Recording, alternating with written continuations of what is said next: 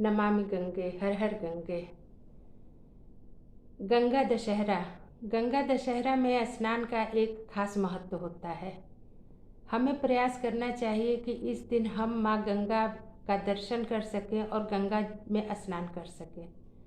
यदि ऐसा संभव नहीं हो सके तो हमें किसी अन्य पवित्र नदी में स्नान करने का पूरा प्रयास करना चाहिए।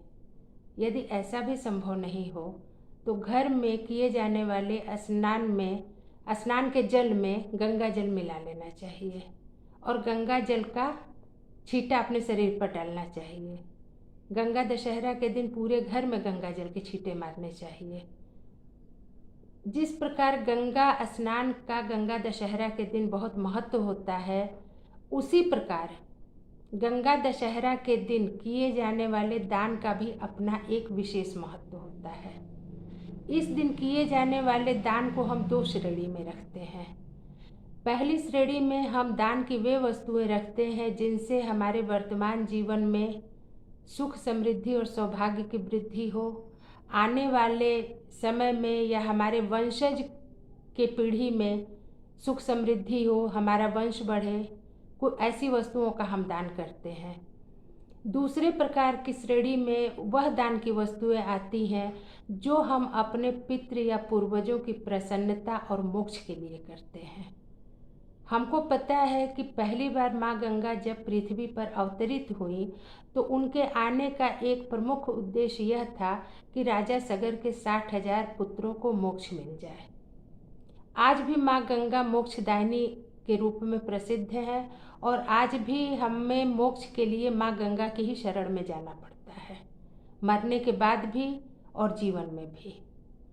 इसीलिए हमें इस दिन पितरों की प्रसन्नता और मोक्ष के लिए भी ऐसी वस्तुओं का दान करना चाहिए। अब इन वस्तुओं में क्या क्या वस्तुएं होती हैं, आइए पहले इसकी जानकारी लेते हैं। पहली श्रेणी में जो वस्तुएं हम अपने सुख सौभाग्य की वृद्धि के लिए करते हैं, उसमें किए जाने वाले दान की वस्तुएं इस प्रकार हैं।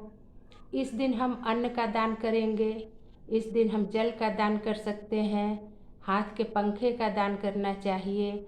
इस दिन नए वस्त्र, भोजन, फल, मिठाई, स्वर्ण, चांदी, आभूषण इत्यादि का दान करना चाहिए। इस दिन हम कच्चे अनाज का भी दान करते हैं।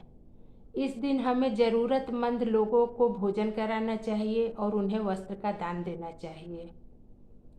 इस दिन दिन भर प्रयास करना चाहिए कि दिन में जितना भी संभव हो सके हम प्यासे लोगों को जल पिलाएं। जल का बड़ा महत्व है। ये तो वो दान की वस्तुएं हैं जो हमारे सुख सौभाग्य में वृद्धि करती हैं। अब हम दान की उन वस्तुओं के बारे में चर्चा करेंगे जो हमारे पितरों की प्रसन्नता के लिए की जानी चाहिए। प्रत्येक